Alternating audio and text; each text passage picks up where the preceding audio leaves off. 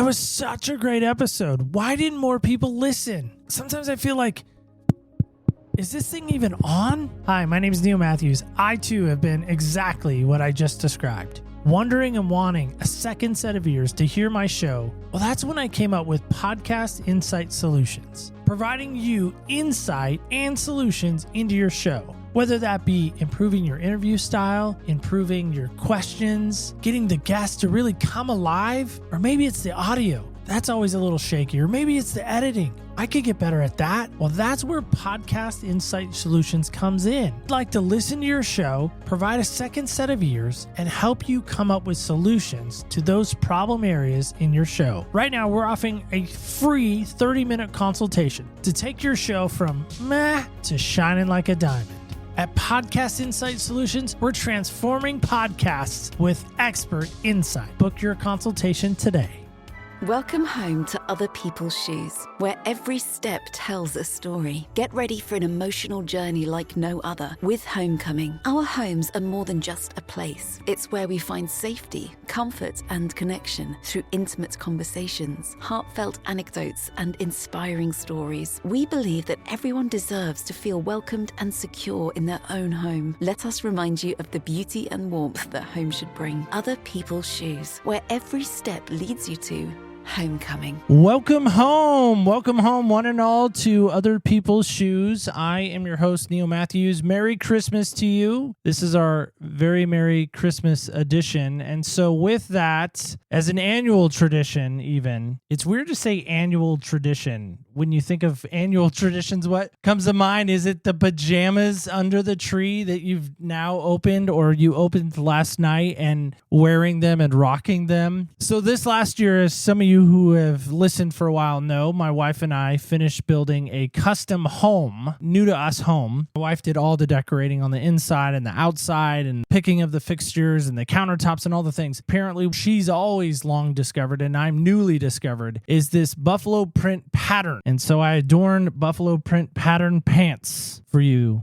today. You can't see them, but you'll have to take my word for it that I am wearing this buffalo print pattern, which kind of struggle bus here. I don't like red, as some of you might know. Buffalo print pattern is red and plaid, and I found some in light blue, but apparently that's not buffalo print pattern. So with all that aside, I welcome in the man who's endured the most, the man who still eats nachos probably faster than I do. He's always good with a quick wit and a good accountability push in the right direction. I call him the lane assist, perhaps. Welcome in the long-awaited Garrett. Garrett, how are you today? Not too bad. Thank you, Neil Matthews. And I have to say, I love the studio. This is my first time in here. And second guess?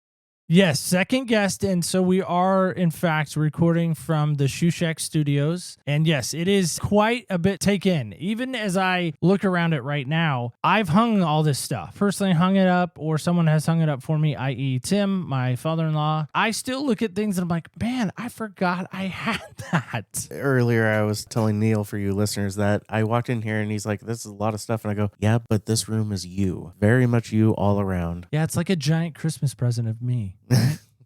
Which, speaking of, this episode is actually coming out on Christmas Day. So yes, welcome everyone. Merry Christmas to you. I'm sure you have other things that you're listening to, maybe perhaps Holly on XM radio or things of that nature. You know, if you want to give us a little listen, we'll take it. Neil and I were talking about what to do for this Christmas episode. We decided Neil's picked 5 episodes this year to go over and kind of talk about a little bit. And then I picked 5 episodes at random prior years. So, without any delay, Neil, let's talk about The Empty Seat, the episode that came out on February 21st, 2024. Do you remember who the guest was? Okay. This is really the true test of my memory and ability. And now, just to help with clarity and rules of engagement here, I cannot Google anything. I'm watching them right now. Yeah, I can't Google anything. Straight memory. I can't phone a friend, use a lifeline. This is one of the episodes you picked. On the episodes I picked, I'm actually going to read a blurb. You could tell me who the guest is. Okay, got it. So Empty Seats. I think that was with Judy. That is correct. I can't remember her last name. Yeah, that sounds right. Judy Merriam. So I found her through Amazon. I still can't figure out how I found it. Found her by typing in other people's shoes into Amazon search. And somehow, some way, the algorithm took me to her, and she wrote a book That's right. about her son's suicide and how he left his shoes by the door. That's exactly right. I think her book was called Other People. No, it was called Empty Shoes. Oh, okay. And so Yeah. I took that just because we were in the Take Flight series. And so I just said empty seat, implying there's a flight and there's an empty seat. She's a really neat lady. What were some of the highlights of the episode for you? And then we'll kind of go into, I put interesting questions after that. Interesting part about that episode. We've dealt with suicide on the show before. We're no stranger to that. We don't shy away from that subject. I think the hardest part for me was knowing that she's kept her son's shoes. It was very symbolic in that regard that she had kept his shoes. It makes me think of my grandma, the shoes. above the door shoes. It makes me think of that because I kept her shoes. And so maybe there was relatability there. One of the things that Judy was talking about with her son was there was almost like he had an invisible disease. Do you remember that? I do, yeah. How do you diagnose that depression, that invisible disease? One, I'm not a doctor, so I wouldn't necessarily try or want to diagnose that. Let me phrase the question a little bit differently. How do you diagnose an invisible, not specifically depression? So invisible disease, I think that's what makes suicide so hard. I do think of depression as exactly that. This idea that there is this invisible disease, this invisible presence that we can't see. So it does make it hard. We don't know. I don't know. You don't know what somebody else is experiencing. How are you helping others in your life? Because that's one of the things that she had mentioned was, doesn't seem like anyone else was helping. Yeah, I think one of the biggest challenges that she talks about in that episode was the fact that church wasn't there. As a youth guy, in my background and my training, in the years of doing that, I think that was hard to hear. Again, I think church is supposed to be this hospital, this haven, this kind of rescue place where we come and get healed and nourishment. And to feel like they weren't there, that they let you down, that's tough. I try my very best to be there for people. If somebody were to call me, even in this moment, and say, hey, Neil, I need you, do whatever I could to be there to meet the need. I was looking at that question myself thinking, how am I helping those in my life? My immediate thought is, when I see someone who looks like they're having a moment, looks like they're trying to hide the fact that they're having a moment, I often say, hey, you okay? And then based on their response, that little momentary pause of, no, I'm not, and that rabbit in a headlight look, I ask, what's wrong? Let's go talk. And I often do that. And I think we're supposed to be examples of Christ in our life. We're supposed to be examples of Christ to other people. How can I exemplify that? By speaking truth into their lives, looking for the hurt, looking to help. The idea of Christianity, that's being a should be. true disciple of Jesus, is the idea of be there for your fellow man and really do what you can to minister and to love and to show grace and to give forgiveness and to give love. 100% agree. Ready to go to the next one? Yes, scaredly said. All right. Is that a word, scarily? It is now. Okay, I just made it up. We're going to put it in Merriam-Webster next year. Let's start with Wikipedia because we can edit Fair that. enough. So this episode, I'm going to give you the blurb. Okay. And you tell me if you can name the guest. Okay. 7 kids and 42 years of marriage. She is an amazing woman. Oof. That was an episode we did? Yes. Would the date help? This is fun, you guys. I don't know if you're having fun, but I'm having an awful time. Oh, man. Well, I can give you 2 other clues. I can give you what shoes is her favorite. Or I can give you the date or even just the year. I can piecemeal it to you, too. Yeah, give me the date. How about that? I'll take the date. November 27th, 2019. 2019? 2019, before I was even on your show, this was a guest. What was the blurb again? 7 kids and 42 years of marriage. She is an amazing woman. Oh, that's Karen. That is Karen. Karen. Do you remember Karen's favorite pair of shoes? No. They're called Dance Go. Okay. Or Dance Co. It's Co. Dance Co. And they're a clog. I could see that, yeah. Yeah. Remind me what that episode was about or why she was an interesting guest. Yeah, backstory on Karen. So I met Karen and her family in 1996, summer of 96. I know this only because the Summer Olympics were going on in Atlanta. And your coworker, Jason Miller, was not married yet, but shout out to Jason. Yeah, was married or was going to be married one day to his wife. Shannon, at that time, she's Saunders. Now she's Miller. But anyway, Shannon and I have been friends since middle school. So Shannon and I were doing Vacation Bible School, or we called it Superbook Olympics. And so it had a theme. Obviously, it was the Olympics because the Olympics were going on. Anyway, Shannon and I were on a team together. Most of our kids came from the Rotting household. So I met Karin through that experience. 96 till now, like you, someone way smarter than me, can do the math on that. It's 28 years. Been a long time. Karin has become a surrogate mother. Her husband, Eric, huge mentor in my life. We actually played golf this last year together, and it was just a great time, just him and I. And he beat me. So the record show, he did beat me. Karin's just always fascinated me. She grew up in a really bad situation, bad parents. I shouldn't say bad parents, hurting parents. And so therefore she got hurt a lot as a child. Basically, I summarized it in one sentence. Abused by family and church members, but through God's grace became a wonderful, godly woman and mother. 100% accurate. That's what I was saying. To hear her pain and to walk in those shoes of that experience, like obviously abuse is abuse is abuse. Maybe this is where I'm a little sexist. It seems harder when it's a female than it is a male. And again, that's kind of a sexist statement perhaps, but I don't know if it's sexist versus, there is a difference between the biologies. And I think that's it. When I hear about a woman or a young child, a little girl getting sexually abused, that's horrific. Like she just had a bad growing up experience. And I just think you look at the bad growing up experience and then you see the person before you. And how did they get from A to K where we are now? It was just hard hearing that, but at the same time, good hearing that. I think it gave her a sense of purpose that she could use her story to minister to others, which I think is really the bottom line of it all. Interesting to see her road and her journey in that. I have a couple of interesting questions on this one. All right. How did you feel about revelations from this person who you saw as friend's mom and current friend? Oh, let me ask, did you know a lot about that before the episode? No. Snapshots of it, I would say, bits and pieces of it, not the full story. It gave me a different view of her, a different perspective on her. It gave me ways to love her in a great way and encourage her in a great way. And not that she needs a reminder from me by any means. If there was an occasion where maybe she was struggling with who she was, which she doesn't, just to remind her again that she is a child of God. Well, let me ask you an interesting question then. How do you deal with the defense of church leaders when there are stories like Karin? Yeah, that's tough. Again, it's her perspective, right? It's her view. Church leadership is always a hard topic. I don't know the full scope of all of the church hurt that comes with that. And I know church hurt is a real thing. You and I both experienced it. Yeah. And so that's, to me, it is a real thing. And so from that standpoint, it's tough because, again, I don't have all the parameters in the picture and all of that. I am a big believer in encouraging people to go back and seek restoration and reconciliation and forgiveness. And if you can't forgive the people that hurt you, then can Jesus really forgive you? That's a hard question. It's interesting because when I look at it, I think of all the people who are church leaders who don't act Christly. And how do you deal with that? How do you deal with someone who says, oh, that's the reason I don't go to church? Or how do you deal with someone who goes, I was hurt by this, I don't want to go? And I always look at it as, we are not perfect.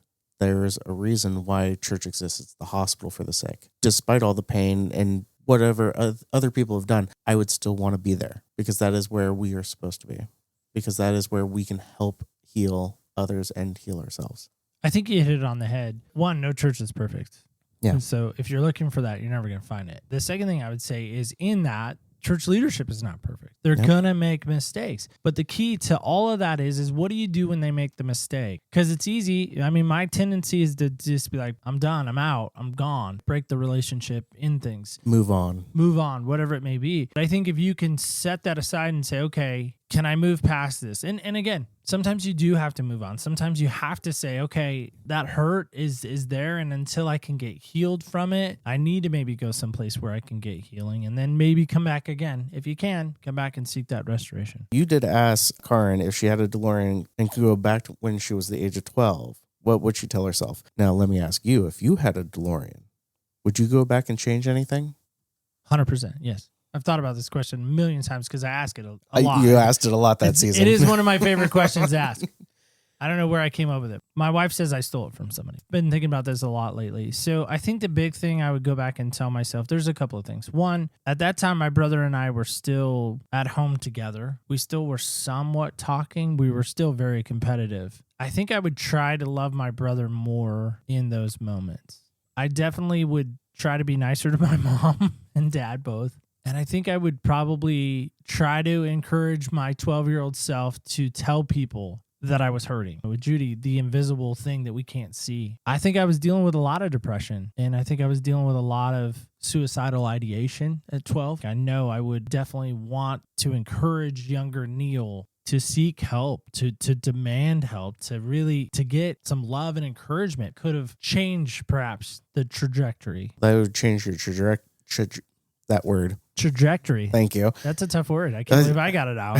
But it would have changed your life in a way where would you even be here with this podcast? I think I always still have had the idea that there's so much pain and there's so much hurt. People don't share it, and people need to know and experience that and have the empathy of knowing what that feels like. I mean, good chance, maybe not. All right. Now, my final question for this guest. Asked your wife about this too. What does thumbs outside the blankets mean?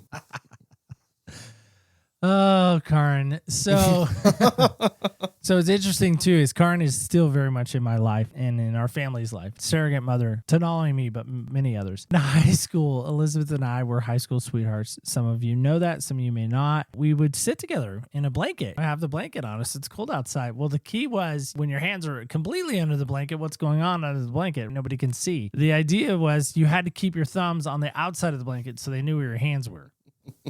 That's great. So, thumbs on the blanket. What did Elizabeth say? Did she say anything? Or she just walked away embarrassed? No. She laughed. She said, there's not much you can do if your thumbs are outside the blanket, is what she said. So now we're on to another episode that you picked for this season. Okay. This one was called Free to Fly. Came out on March 13th, 2024. Free to Fly. I could tell you what his favorite pair of shoes were. Okay.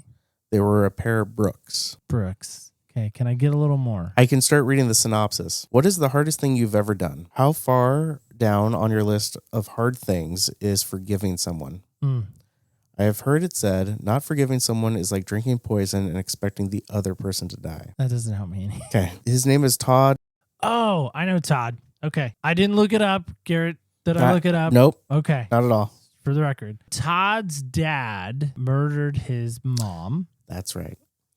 And then that's why I didn't write it down. Dad murdered his stepmom. Todd witnessed both of them and has foggy memories of his mom, remembers more of the stepmom. And they both were drowned in some way. Todd actually just came out with a book called Two Angels. We hope to get Todd one day to discuss that book that he wrote. But yeah, that was a hard episode because I don't think to date we'd had at this point anybody who had a family member murdered. Not only one, but two, and both mother figures. Yeah, I don't think we'd had anybody yet to date who had somebody murdered. That was interesting already. Todd's dad is in jail.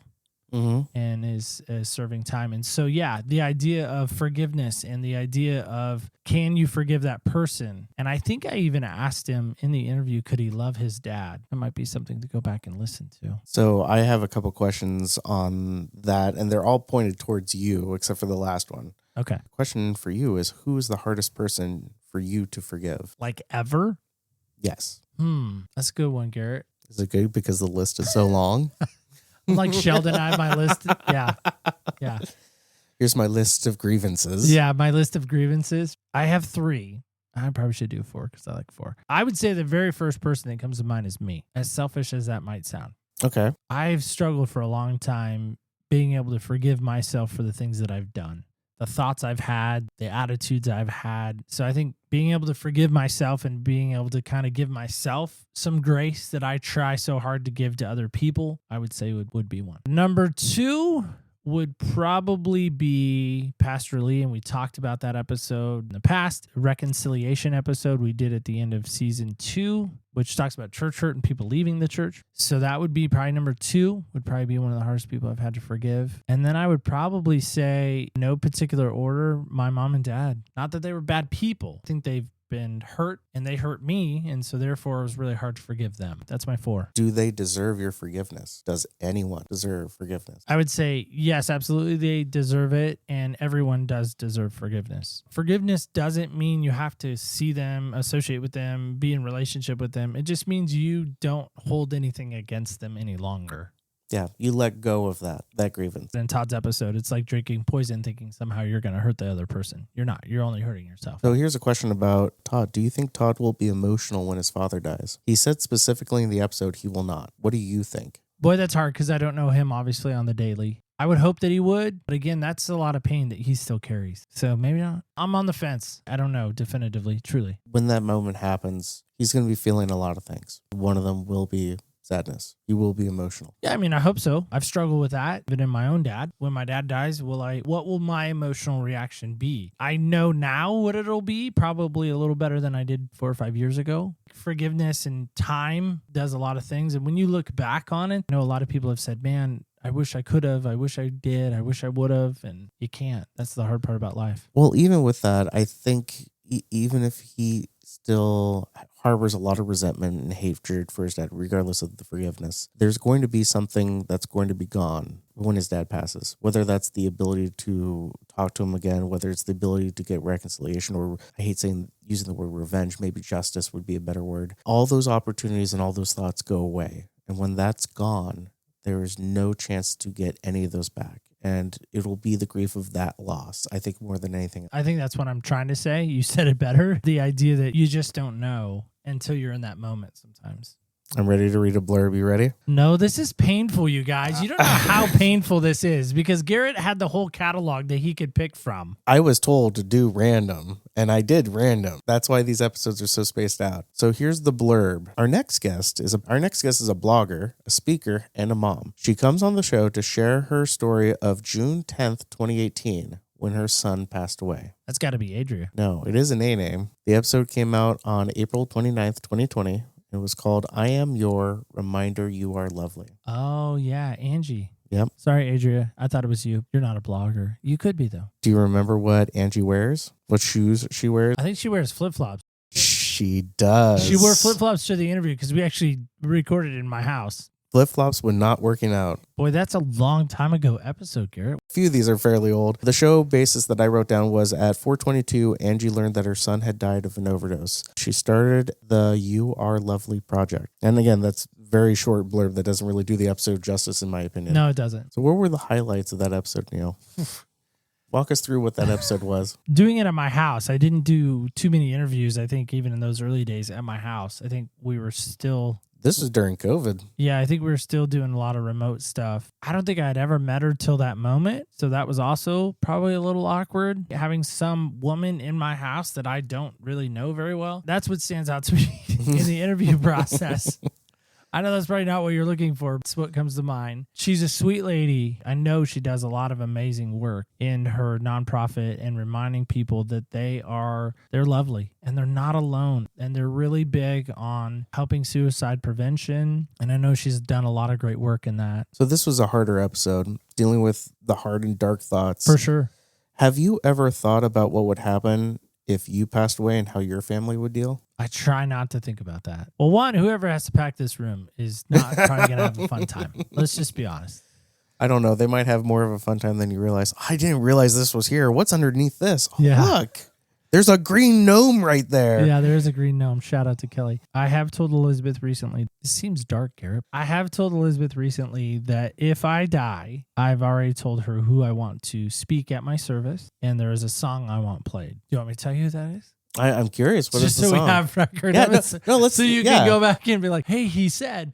Stand up at the funeral. Exactly. Hey, this is against his wishes. Yeah, right. I've asked Eric Rotting, so Karen's husband, to be the speaker. I wouldn't mind. This seems so weird. I would like to have my service at Medford Neighborhood Church, where I spent many, many, many years. There's a song. It's an acoustic version, so make sure, please, it's the acoustic version. It's an acoustic song by a band called Jars of Clay. They were hot in the 90s. They had a song called Flood. Some of you might remember them. They have a song called All My Tears, and I won't sing it because I can't. But, and I can't play The it because of acoustic copyright. version. Make sure it's the acoustic version. So I've gone that far into planning it. What life looks like without me, super scary. Think of that question because I was crying while listening to this episode. Whoa. I cry while listening to a lot of your episodes. A lot of them reach deep. I cry a lot lately. I was crying this morning while watching The Star, the animated film about Christ's birth. Will was watching it for the first time. He's going to be 4 in a month. That's Garrett's son, by the way, you guys. I know. Will is now 4. When Garrett roughly stopped the show, he wasn't born yet. That's true. At least once a week, I think, okay, what happens if I pass away? How is my family going to deal? And I think, okay, we have life insurance, so that's going to cover a year, maybe 2 of living. I think,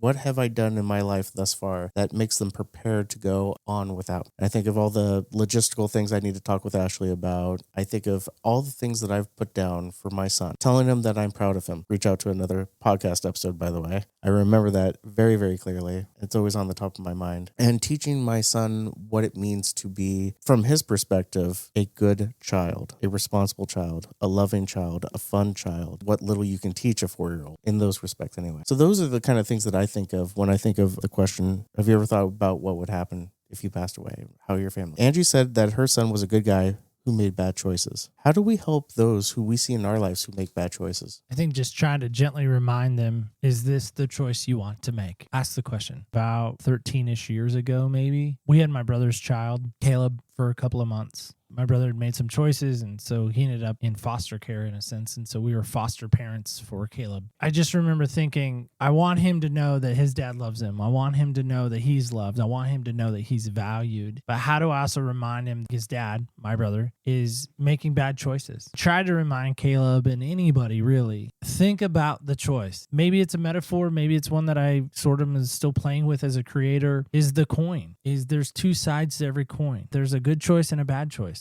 And to remind them when they're flipping it or they're choosing it, sometimes it's a flip of the coin. Sometimes you're not sure if it's a good choice or a bad choice, but just try to slow down enough to weigh out what could happen if you make the choices that you make. Ripple effect of what happens. Try to instill that not only in Caleb when we had him, but I definitely have tried to instill that in Adia. In June, she's graduating. I'm trying to remind her every day, like, what you do today sets up what you do tomorrow. What you do tomorrow sets up what you do next week. What you do next week sets up next month, next year, and so on and so on. These choices have ripple effect. What's a good choice? What's a bad choice? I can't make that determination all the time. I can only look at it and say, I'm not sure if that's a great idea or not. Have you thought about, and the idea of stepping back long enough to say, okay, what's big picture here? How do you want others to see you? I think just that constant theme that I keep probably reiterating is I really do want to be a more gracious person. I really want to be one that is quick to forgive, that is quick to give a hug, that is quick to give a word of encouragement.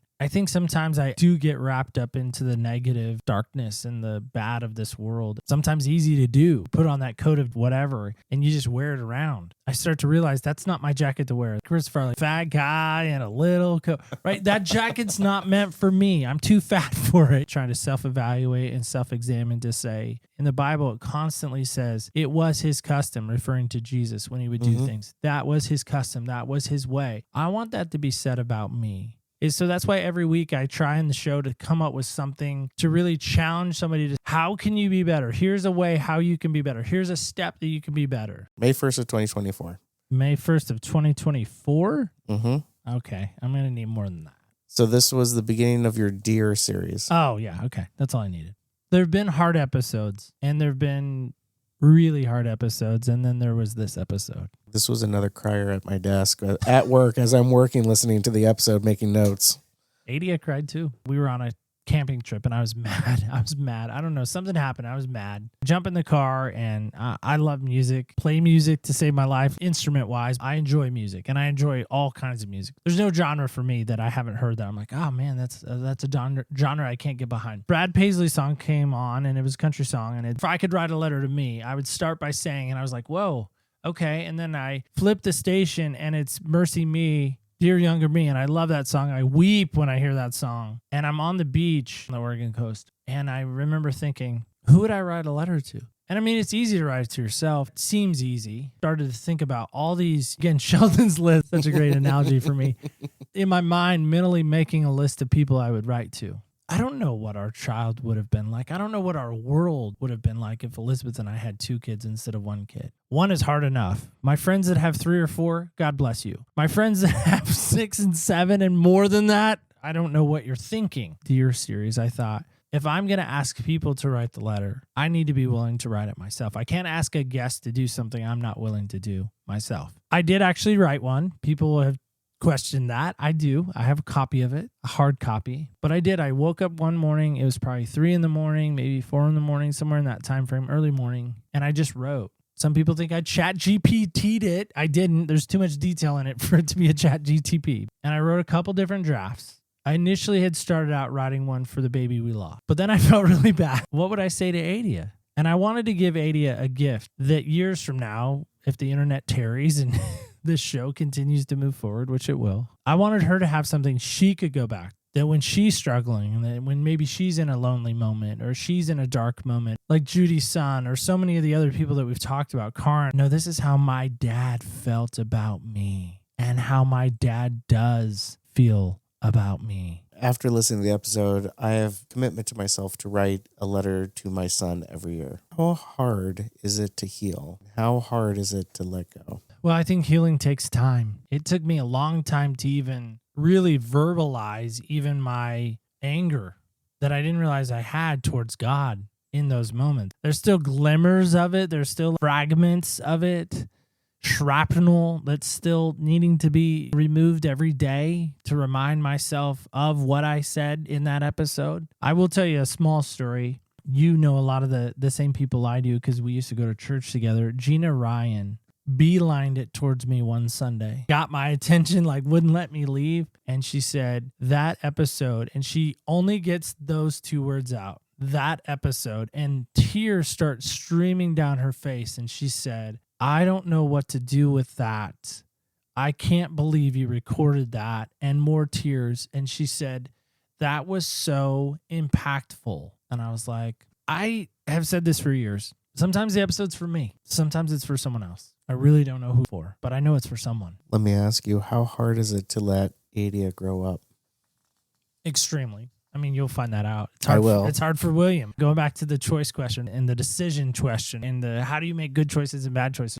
I imagine, again, not that I'm God, but because I'm not. Nowhere close. No, not even close. I feel like it's kind of the same, putting myself in his sandals. The idea he sees me making my mistakes. He sees me floundering around and struggling. And I want to help Adia. And she's so my daughter. She so looks like her mom. But she is so me sometimes because I'm like, stop doing what I would do. Do what your mom would do. And that's the hard part. I think there's so many times in life that I want her to succeed and be well and to do well. And she just makes some just silly, stupid decisions on life. I can't think of any dumb decisions. Well, I can think of some. I don't want to embarrass her too much. It's hard. I think it's the hardest thing ever is watching your kids grow up. It's funny you say that. I don't feel that yet because my child is quite young. I often think, I'm thinking of God, I think the same thing. God gave us free will. He gives us choice. We're able to make the choices we want. And him, like the perfect parent, allows us to go through those and learn. Sometimes I wonder if he's sitting up there looking down going, man, that's a bonehead move. I wish you would do it this way. And I think of him so much as the perfect heavenly father that he is, that he will sit there and hang his head in shame, but sit there and go, I can't believe you're doing that. You should do this. I've told you this. I've shown you this. Regardless of how he might feel, he still loves us as the perfect father would. I think that's the hard part. We want to put our earthly father in God's shoes. Yes, I can understand that. It's so hard. We're flawed. And that's just such a hard place an unfair place to put our fathers. Well, they're going to fail. Yeah. I think anytime, and this goes for anybody, you could scratch out your dad's name and you could put so-and-so in there. If you start putting so-and-so into God's spot, thinking that so-and-so is going to be the redeemer, the forgiver, the all things, all-knowing, all-seeing, that person's going to fail too. Mm-hmm. And again, going back to leadership, I think sometimes we want that leader to be the perfect example, the perfect everything, and they're not. They're flawed. They're broken. And then we're disappointed, and then we're like, okay, I'm done because I'm disappointed, and I'm going to take my red ball and go play in the other sandbox. Now on to reaching into the vault. Now, I organized these. This is so painful. You guys do not know how painful this is. The episodes become more recent as we're going. We're going from oldest to newest. So here's the blurb you get. What if you had Lyme disease, celiac disease, endometriosis, Hashimoto's disease, and early childhood trauma? How would you cope with that? I think her name is Heather. It is. Heather Gray. Yeah. The episode is Am I Enough to Be Hugged? Episode 145, October 6, 2021. Wow. I did my research. Yes, you did. Do you remember what kind of shoes she likes to wear? No, I barely got Heather, by the way. And that's because I'm pretty good with names. You said you wanted this I challenge. know, I I'm did. bringing it. I did. I didn't think it was going to be this bad, though. So she loves heels. And my synopsis is she had undiagnosed Lyme disease for 25 years, celiac for 20, undiagnosed, plus endometriosis, Hashimoto's, never diagnosed emotional trauma. Thus, she was always sick. She's a bad mamma jamma, too. She's fiery. She's got a fiery personality. That she does. She's I a remember go-getter. that. Yeah. So with that episode, she talked a lot about healing from the emotional wounds and diagnosing the emotional, and that's kind of where she works now. She's had to overcome obstacles, and she helps other people overcome their obstacles. She didn't have memories until she was 13, and the memories are very spotty from 13 to 18. So she took as many pictures of her babies as she could to remember her first child. What memories would be the worst or most hurtful to lose? 2 parts to that, all of them, because we actually had that kind of trauma, lost trauma, we'll say. We had a hard drive fail. Oh, no. And we lost the first 6 months of Adia's life, maybe even more. And I still have the hard drive because I won't get rid of it because I'm hoping technology catches up enough that I can try to extract it. That's hard. Even this year, I lost 7 episodes that I recorded. And I sat right here where I'm sitting and I said a really bad word that I'm not proud of. Sounds like truck. I wept. I wept over those 7 shows. I felt this spirit inside me. Again, I don't know if it was God. I know it wasn't me. I did feel this overwhelming sense of, now what? What are you going to do? You've cried. You've sworn. You didn't like that. Now what? And I went back to the computer, turned around, and I emailed all those 7 people, and I said, can we do it again? Here's what happened. Not as traumatic, perhaps, as other people have experienced. The idea of loss is never easy. What memories would be good to lose? What memories would be good to lose? That is a really hard question, Garrett. It is. This is why I don't run a podcast. Yeah. I think anytime you have a memory of pain, I would love to lose that. I mean, if we're thinking about it like a computer, you have a file folder with all the files. I'd like to go over some of the more painful moments in life and delete those. Do you remember the movie Eternal Sunshine of the Spotless Mind? You might not have seen it. No, Garrett, that didn't make my playlist. So it's a Jim Carrey movie, and it's defined as a romantic sci-fi film. What happens in it is Jim Carrey goes to this corporation where he gets set up for the night in bed. They break into his house, essentially, set up all this equipment and literally erase memories from his brain. He goes through this horrible breakup and wants to take her out of his memory. The girl that he broke up with also does this. And the thing that you learn in the movies, this isn't the first time they've done it to each other. It's kind of interesting because I can think of memories that I don't care for. I think my life would be better if I don't have those experiences written in my brain. But at the same time, I wouldn't be here without those experiences. So those scars are important. Yeah. I don't think there's any good memory to lose, but it's an interesting question to think on. You think of the worst day you've ever had, maybe, and you get rid of that, but maybe that worst day you could still learn something from. So you asked Heather if she is truly enough for God's love, and she talked about tap dancing for everyone else, but being enough for God. Do you feel like you tap dance for other people? Yes. That is yes. Question done. Yeah, that is one pair of shoes that I've had to let go of. I've been struggling for a long time about being seen. And I was playing golf with some friends, and I hit this amazing shot, just absolute scorcher, just high in the air, drops. Nobody sees where it drops, and we're walking up. I see that it's on the green. I'm like, oh my gosh, did you guys see that? Oh my, and nobody saw it. I saw it, nobody else did. I was like, what? Nobody saw that? And then again, that overwhelming feeling again. I saw it. Is that enough? Am I enough that I saw it? And I think that's the thing that I've really tried so hard for. And we even talked about this before we started in the green room, before we started recording. Can we call it the blue room from now on? I feel like I should. The problem is not enough people in the industry. If you say the blue room, they're like, what? What is that? Most everybody knows what the green room is. I agree. It should be the blue room. Before we started recording today, I even said that to you, is that I stopped looking at numbers. I truly have, in my mind, not allowed myself to scroll down to see the numbers because I'm not tap dancing for anyone else anymore. So September 4th of this year, Not My Home. Do you remember this episode? Not My Home. I should know that one because that's fairly recent. It's this season. What would happen if you were wrongly accused of something? Oh, yeah. Yeah. Yes, I do remember that. What was the guest's name? Jeffrey. Jeffrey. Jeff was actually incarcerated for, I think, 16 or 17 years. He was accused of raping and murdering a classmate and was wrongfully accused and actually got out on DNA, found the guy and caught the guy. Spoiler alert. And there were so many things wrong with his case. I mean, his story is just horrific. Worst case scenario is what his case was. Do you remember what kind of shoes he wore? He's a lawyer now. Nope, I don't remember his shoes. Non-branded size 9 double E.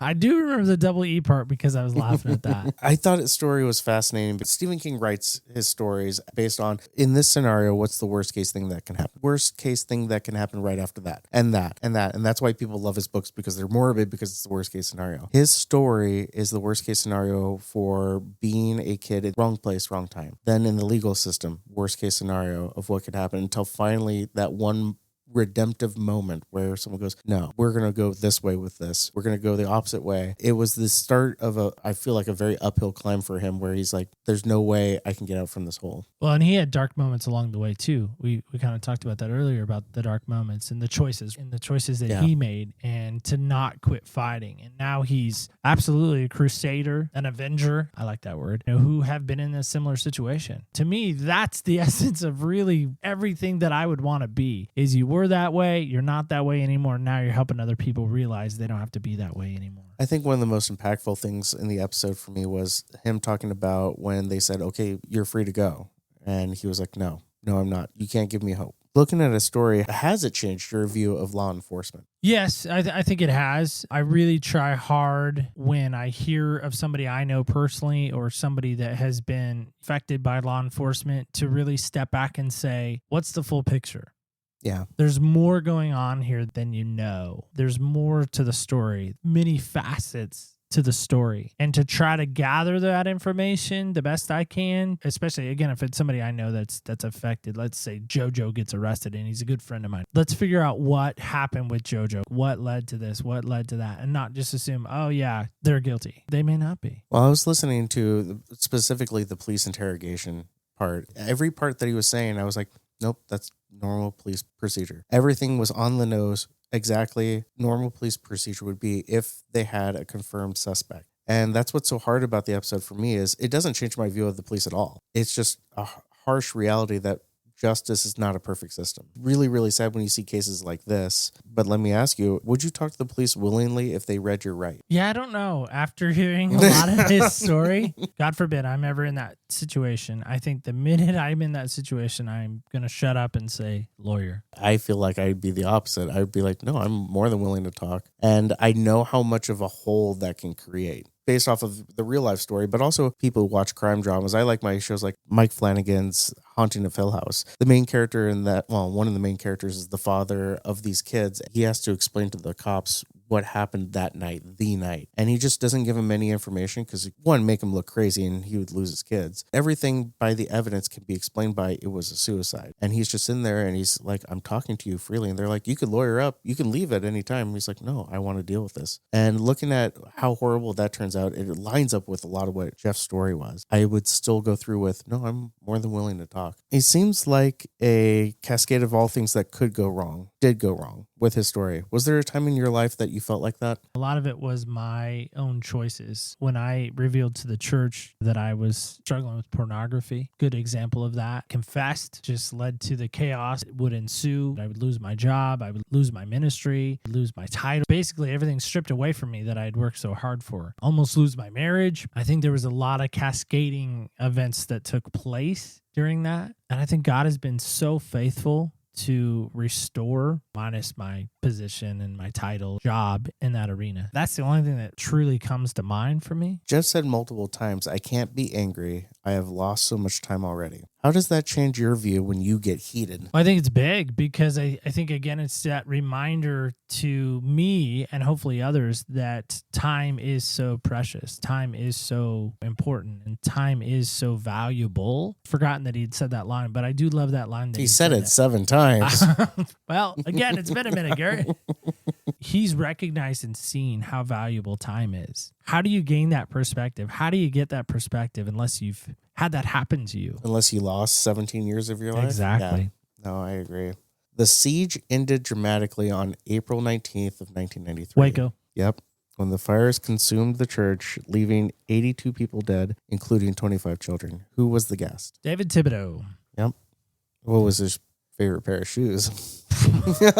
Out of all the things in the episode, I want you to remember that right now. Yeah, no, I don't. I have no clue. Skechers. Was it Skechers? It was Did I Skechers. make fun of him for the Skechers? Or a Sketcher-like shoe. I probably made fun of him too. The basis was he survived a government raid on a church where children had died. Go ahead and paint us a little bit of a picture. You'd have to go back again in the DeLorean. So 92, 93, I just moved to Oregon. I was in 6th grade. And I remember somehow, for whatever reason, our teacher decided to put on live news because we had a TV in, I think, every classroom in those days. And we watched it blow up. We watched it catch on fire. And they were saying there were people still inside and there were kids still inside. And all I heard was cult, government raid, kids dying. That's the headline from 6th grade that I remember. Back in my mind, Waco's always stuck with me. Talk about fragments or little pieces that stick in our lives. Being out in the country now, goat head maybe even. Like, you know, a painful thing that sticks with you. I somehow, much like everyone else, have gotten into Waco documentaries and watching them. And David plays a pretty key role as one of the survivors of Waco.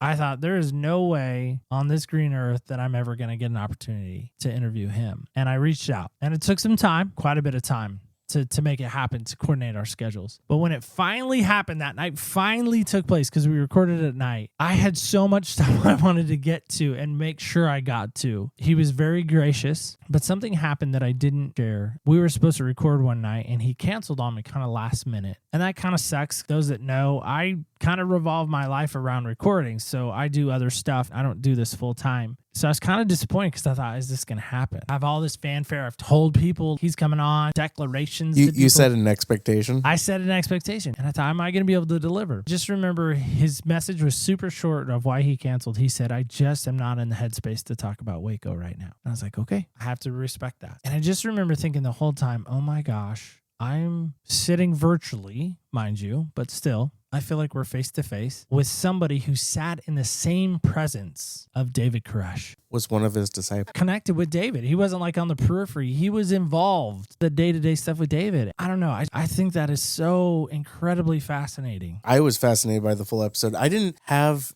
that in my headspace. I didn't know what happened to Waco. When I hear Waco, I think the two kids with trench coats. No, that's Columbine. That's Columbine, right. Yeah.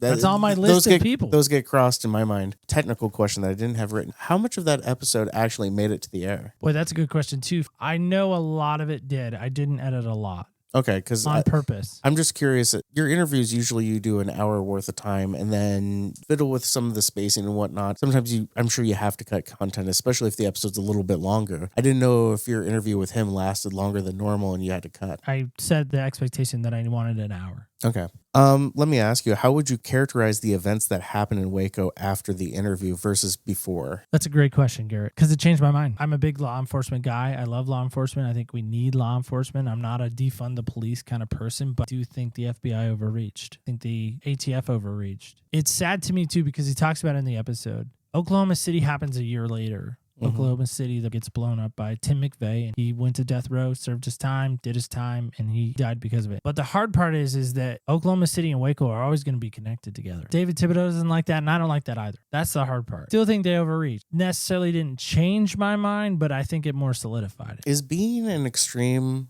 whatever it happens to be, extreme Christian, extreme fanatic, extreme podcaster. In the episode, he says, if you're extreme, you're dangerous. Is being an extreme, whatever it happens to be, dangerous? Is being a fanatic or fanatical dangerous? So I think it can be if it's going to hurt other people. As an example, people make fun of me all the time because I'm fanatical when it comes to North Carolina. Obviously, you step in this room, you're going to clearly see that, right? I can't tell. Yeah, pretty obvious. I'm fanatical about that. But it's not hurting anybody unless they want to talk about Duke, then it might hurt them because I'm going to say mean things to them. That part is fine. I think as long as you're fanatical or you're radical or you're whatever isn't going to hurt somebody, you should be good. Where is your line in the way you see things of a group before it becomes a cult? Again, if I'm writing Merriam-Webster's definition of cult, here's what my definition would be. I think anything that is taking away the deity of who Christ is, that's a cult. Okay. Do you believe in destiny? I knew a girl in middle school named Destiny, so And you believed in her? yeah. I don't know. I don't know where she is now. That was for my wife, everyone, to see if she listens. I'm going to hear about that at work. Yeah, I'm sure. I put little nuggets in there. See, she never responds. It's very annoying. Do I believe in destiny? Boy, that's hard. I do believe there is a thing that does draw things, people, and things together. Is it destiny? I don't know. That's a fair answer. But I do think there is something. I just don't know if it's quote unquote like destiny. The way I answer that question is I believe in destiny. You shouldn't think about it. If it's destiny, it's going to happen one way or the other. You're not wrong. November 13th, 2024, called Just Kicking It. Yeah, I love that episode. I do remember that. Who one. was your guest? Noah Burnett. And what kind of shoes does he like? I think he had Adidas, maybe Nikes. He's a probably wore some Nikes guy. He is a Nike guy. To quote him exactly, he is a Nikes guy. Yeah, he started out wearing Adidas though. Yeah, I love that episode. Same thing. So again, maybe this is destiny, maybe this isn't. This has happened a couple of times. You meet somebody in real life and then you have them on your show. That happened with our guy Rob Pope, who I literally bumped into quite physically, like ran into at a race, and he was running across the country as Forrest Gump. So that was kind of cool. And then to get to record with him years later, which was just amazing. Little did I know, hanging out after the North Carolina game last November, that I would meet Noah on the sideline and get a picture with him, and I did. And so again, with this homecoming series and what really sparked that whole season, this whole season really of homecoming, of going back to North Carolina last year, I just thought it'd be great to have a guy that was involved in the game that I went to. Just happened to work out that we were able to connect. He's a good kid. I have to say, this is definitely, out of all there's episodes for other people and there's an episode for me. This is a Neil episode. Oh, I told you. Yeah. As I said, sometimes there's an episode for me, sometimes it's for other people. This was definitely a selfish episode. One of the cool things I got to hear of it, I'm not a sports guy. For our listeners, what? You're not a sports guy? Garrett? My shape is not sportsly, and neither is my brain. When I'm at a sporting event watching the event, it's really cool. I can get into it. When I hear numbers or look at plays and whatnot, I'm like, I could care less. And I know how other people feel about D&D and about video games now, because that's their perspective on that, where those are my passions. But what I loved about was hearing Noah's passion for the sport and hearing your passion as well, him being in it and his love for the game. It was really, really neat to kind of see that from that perspective, because it's not mine. Did you play in a team for any sports when you were in school? I ran cross country and track. What was that experience for you? I had a great time. I love the camaraderie. I love the competitiveness of it. I think that's why I love sports so much, is the community and the commitment and the dedication, the ability to work together. Together, everyone achieving more, I think, is the acronym for team. That's what I love most about being involved in sports and being in sports, is just competing. It's fun. It's fun to win. It is fun to win. That's why I like video games. I can win those. What event in your life could you say was your moment like Noah's? I mean, it's boring, but it doesn't matter if it's boring. It's your moment. So my senior year, I was struggling with trying to break a personal best in the mile. I was trying to get under 5 minutes. Accomplishment as a runner. I was close a couple of times. I was like 5:03, 5:04, 5:10. I mean, I was close. That must have burned so badly. It did. We ended up going to Wairika, of all places, and the track, I remember this, the track was black and it was hot. You would touch the track and it would even be warm. And I don't know why. And there was like steam coming off it. It was a thing. I ended up running 4:54 that day. So I broke just to get off of the black just to track. get off the black track, probably. That was probably one of my more finer moments. Not quite to the level of Noah, obviously. Right. It's hard to get to that level, but the level's not important. Everyone has different highs and lows. The point is that this was one of your highs. When you think about coming home and building the home you want to have, more metaphorically, not physically like you guys just did, what does that look like? I think, again, like we've been talking about all season, the idea of being safe, being secure, being seen, being comfortable, being okay, being in your pajamas, being okay with having the messy hair, being okay with just being comfortable. I think Barbara was our second guest this season. She talked about the idea of coming back home to yourself. And I thought at the time of recording and even listening back to it, I thought, what do you mean coming back to yourself? Like, what does that even mean? Again, I think it's the idea of knowing who you are, knowing that you're comfortable with who you are, and being okay, again, with who you are, with the idea that you can get better every single day. We're on the last one. Okay, last one. What do you got, Garrett? Here's the blurb, and you only get one sentence. Would you follow his steps? I got to tell you, these blurbs are taking it directly out of your synopsis that you have on the episodes. Need a better synopsis writer. I can tell you what my synopsis of the episode was, if that helps. Oh my gosh, probably not, but go ahead. Would you rather have a favorite pair of shoes? Maybe. Let's try it. New Balance 16WW. New Balance. So 16 wide? WW, extra wide. Extra wide. And it's New Balance, so I know I probably made fun of him for that. Yes, you did. I don't know. Comedian turned minister. Oh, is it Dave?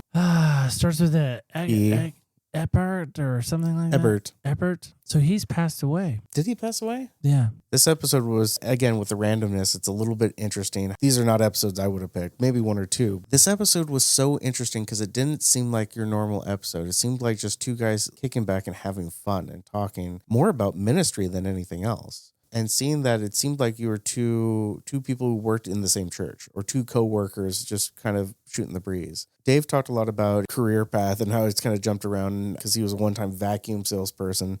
He did improv. He's a minister. It was just very, very interesting to see the relationship you guys had on podcast. Almost like your comrades in a way. It's very, very interesting. But I almost wonder if it's like life. My wife said something to me which kind of hurt my feelings. Okay, not kind of, it did.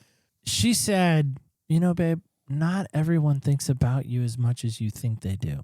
And I was like, what? I was like shocked. I was like, are you kidding me? I think about people all the time. Whoever. Wonder what they're doing now. And she's like, yeah, not everyone does that. And I guess that's what I would say is I hope it doesn't get to a point on this show where my mind stops thinking about whoever because it's hard. We've done 315 at this point, or 312. I don't know. I'd have to look. I think it's 312. Yeah, I think we're at 312. We got a whole lineup next month where we start again. And you talk about doing it as long as we've been doing it now, 6 years. That's a long time. That's 52 shows a year. That's a lot of shows to try to remember. And Garrett really put me to the test. You also have some special episodes Dave brought up was a lot of male leadership, males being the household, male role model. Let me ask you, do you feel like you grew up without a male role model? And do you feel like you have one now? My dad was there. He showed me in a way to be a role model in very small samplings. And then I met Eric, and Eric really took the place of my dad when my dad just decided to quit. I mean, I have people I admire now. I don't know if I view them as a role model, but I do have people I look at that I admire. I think there's a difference. I think there definitely is a difference. That I have some that play a role as a model. This was brought up in the episode. Do you still feel like male gender is near extinction? I do. I think it's under attack. I forgot that Dave and I had talked about that. Wow, I'm going to have to go back and listen to that episode again. And where can they listen to your episode? Always, opspodcast.com. It's a great place to listen to past, present, and future episodes. Spotify, Apple Music too. YouTube Music, apparently. We're there too. I do think the male, it's bad to be male all of a sudden over the last, 10 years or so, it seems like. I work at a truck repair place now, and there is, when you order parts, there is a male part and a female part. There's not two male parts. I mean, there are, but they don't work well the way they should together. Just saying.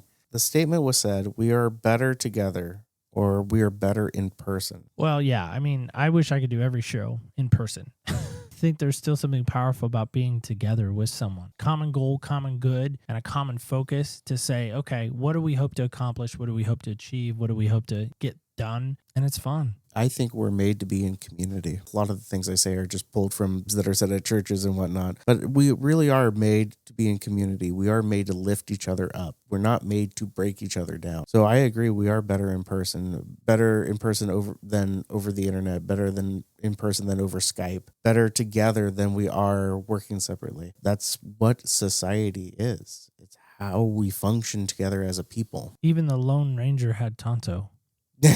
He wasn't alone. He also had his horse. Well, right. That's my point. He wasn't alone. He had his community. Well, that was 10 episodes of the past. What have you learned about me and maybe the show in the last 6 years that if you could go DeLorean in time to when you first approached me about helping me, what would be your response? If I were to go talk to myself in the past? Specifically in regards to the show. Me and the show, yeah. That's a good question. I don't know if I'd actually change anything because I think when I bowed out of the show You were sitting there going, why? I need you. The show's not going to be the same without you. I agree with the second half. The show is not the same without me. The show is better because I would have directed the show more towards Christianity, more towards a Christian outlook. That's a hard place where I come from, is serving the Lord and everything that comes along with that. Not saying that you don't, but your show reaches more people where you've taken it than if I were still involved. So I don't know if I would change anything. I look at your show and listen to some episodes and go, I don't know if I would have had that guest. Or I would have taken the conversation this way. I wouldn't let the guest go as willy-nilly with it. That's what the beauty of your show is that it is an aspect of you. It's you, what you would do talking to these people.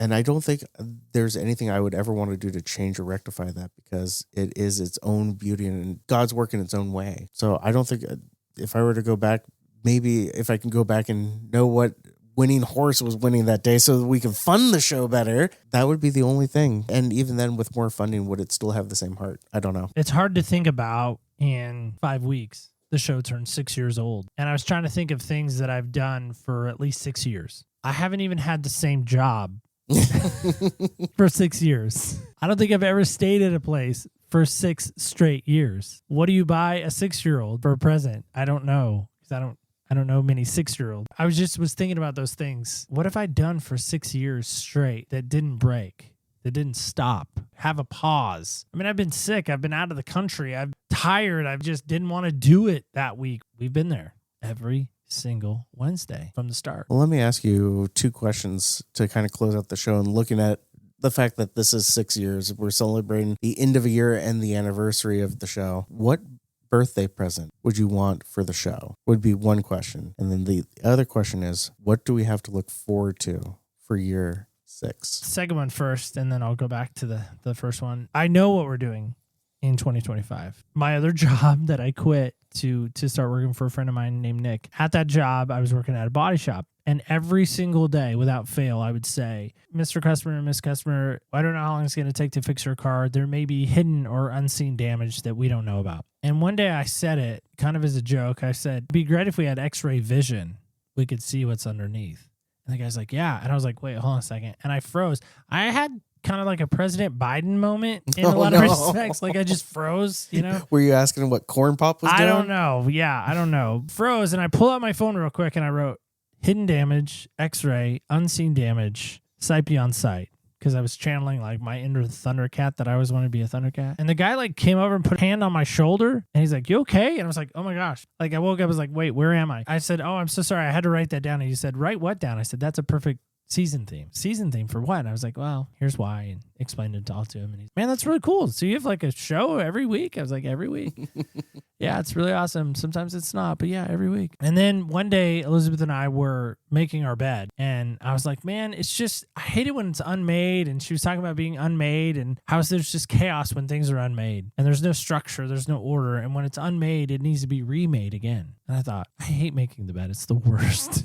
It's the worst chore ever. Sure, there's other worse chores, but that's the worst chore for me. Unmade. So I wrote that down. So after X-ray, we're going to talk about unmade. A theme I've been kicking around for a long time that I just didn't know how to get it out and articulate it out and really kind of form the thought. It's called hungry is what we're calling it. Not the country. Not the country, but hungry. And I don't know. I just envisioned, and maybe it's the artwork again. I find the artwork and then find the theme that matches it. I just envisioned somebody sitting at a table. And maybe it's an homage to my friend in Texas, Sean McCoy, who had a show called Come to the Table. Maybe it's a little bit of that. But I thought if someone's sitting at a table, fine dining restaurant, and they're sitting at this table, and there's maybe a violin playing in the background, and this British accent person, you know, has a little dialogue of telling you why you're at this table and how great this table is, and how you're going to sit and hear this amazing conversation. So those are our themes for next year. X-ray, unmade, and then hungry. What gift would I give this show?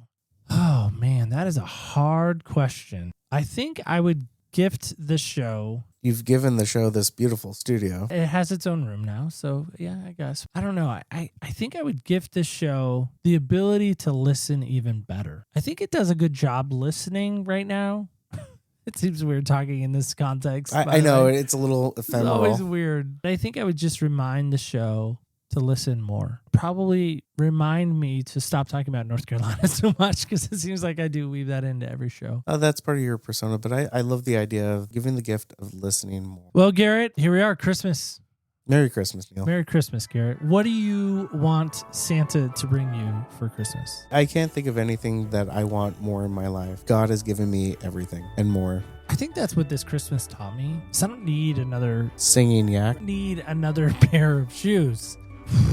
Okay, I do actually. For me, I don't need things anymore. I want people. I want people and connection. That's what I really want for Christmas. I don't want a hippopotamus for Christmas. I want people. I want connection. I just want connections with people. So maybe that's the gift for the show. Is I would love the gift of somebody saying to the show or to me or that something's made a difference. Is to say, hey, 300 and something episodes takes a lot of work. Takes a lot of late nights, a lot of early mornings, a lot of afternoons. The gift could be, I listened. It made a difference. The connection, the impact. I agree. I think the gift, that is a better gift for the show than I think anything else, is that someone can take something from it. Absolutely. Well, Garrett, thank you again. Annual year is over. You can check that box off your to-do list of things to do. Thanks for coming. You're not in your pajamas next year. You're going to be in your Do pajamas. you want me to come in my pajamas? Well, I think it's only fitting. If we're going to do a Christmas episode, we got to be in our pajamas. I'm still in my pajamas. Yeah, but you live here. I have to drive here. Well, Garrett, just a reminder in case you've forgotten, I'm sure other people have not forgotten, but in case, just remember, when you walk in other people's shoes, you get what? You really do get a new perspective. Absolutely. Thank you so much for listening. Stay tuned until next week when we walk In other people's shoes.